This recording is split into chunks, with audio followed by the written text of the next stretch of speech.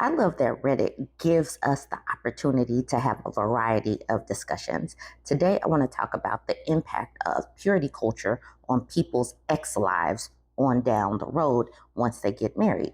So, this was posted in the relationship advice subreddit. Both of these people are 26. She says, husband gets completely grossed out at the thought of ex. I'm getting frustrated. We will never have ex. Advice? She says, my husband and I have been married for going on 3.5 months now. We didn't fool around before marriage due to our faith and are, of course, hitting roadblocks in this area. I have prior sexual experience with an ex that kind of set my standards for this. I feel bad for that, and I try not to think of how everything could be, but I struggle when my husband doesn't even try touching me, and I initiate every makeout session that is more than a peck on the lips.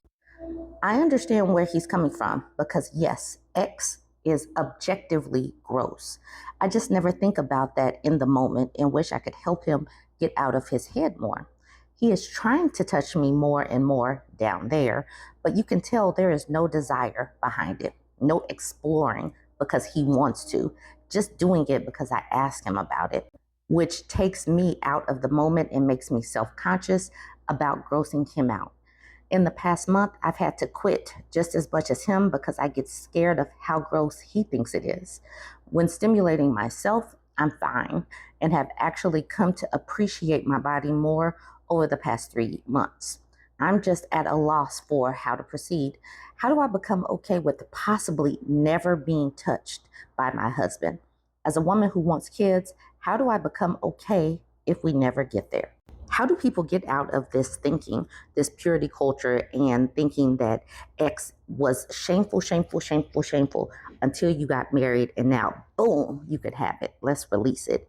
Because, like, I'm sure that these people have had it knocked into their brain that this is disgraceful, that you're gross, that you're not pure once you do it, except if you do it within the realm of marriage. How do you cross that threshold? Like, yes, we're now married. I got the ring on. I can do it. But your brain, has been programmed for so long to not do anything. So how do you go from one area to the next and not think of the other people as gross? A lot of the times when we see these things, it is the woman that is having a hard time, with her body and not thinking that she's doing something immoral. So you don't see this a lot of times with the men. And like a lot of people I was reading through some of the comments are thinking that he is a man loving man or asexual. So that could quite possibly be the case, especially if they were raised in purity culture where you can't really be a man loving man and be in that religion. These religions really do stifle the human experience. They really do, because people aren't allowed to love who they want to love, and people aren't allowed to explore their bodies without someone thinking that you're going to hell for that. Like it, purity culture really stifles growth, and I'm glad that people are moving away from religion because I think it does more harm than good, because it's like, yay, you're pure, and now once you touch somebody, now you're gross. What do they think would do to somebody's brain? That would do to somebody's brain. All right, let's talk about some of these comments. The disillusionist asks, why did you marry this person? Surely you discussed a vital matter like this prior to the wedding. I don't think that that is a fair question, because if they are raised in purity culture, how would he know what his ex life is going to be like? Because, like, literally, they have no experience. So, how would they know? This person continues with, anyway, maybe time to annul this and move on with your life. This is a fundamental incompatibility and also a great argument against abstinence or not being open enough to work out sexual preferences. Even still, an argument against abstinence, cool. We should argue against abstinence, but arguing against abstinence against a faith that socially programs purity culture is a very challenging hill to overcome. And she's not going to overcome this within her marriage and then tackle her religion. Consistent client, the OP says he was completely abstinent before marriage, and purity culture very much affects him. I thought it was just that at first, and that it would slowly go away over time throughout our marriage. And I agree about the argument against abstinence.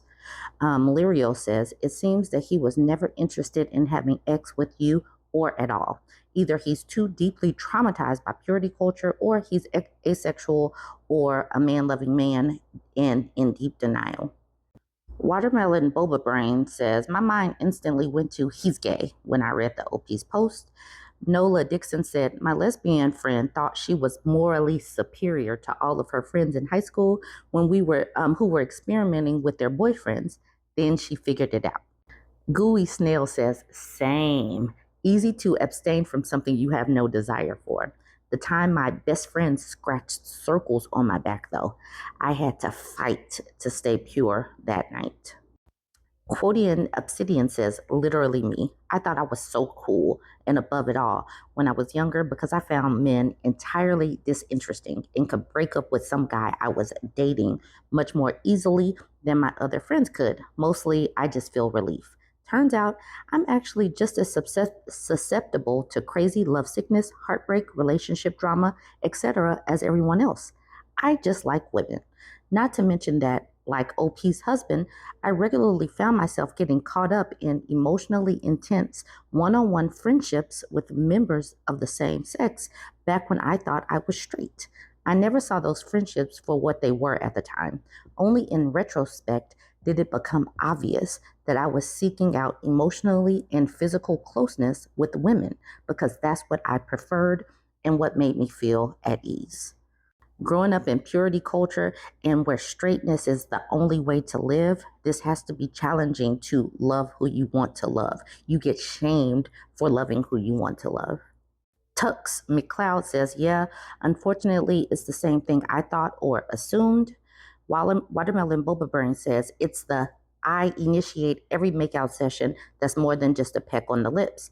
X is one thing, but not to want to kiss your own wife. Gemini says he could be asexual or just deeply impacted by religious guilt.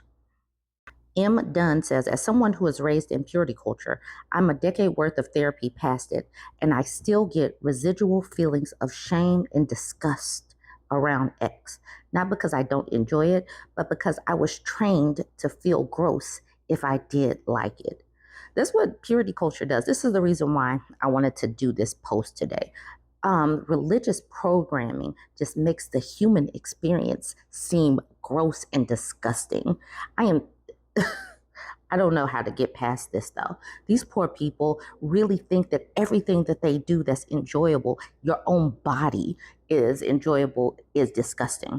RTIQL says this: I was raised Catholic, which is bad enough, but other religions are even worse when it comes to X. And while I can't say it affected me long term, I know many friends, both male and female, that really struggled long term.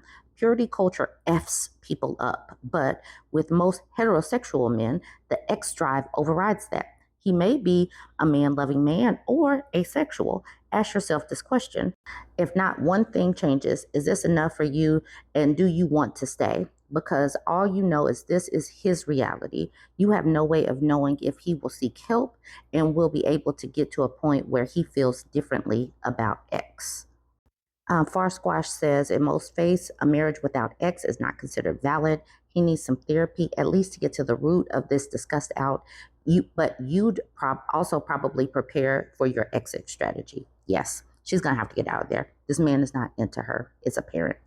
All right, join the conversation. Let me know what you think. Don't forget to like, comment, and share.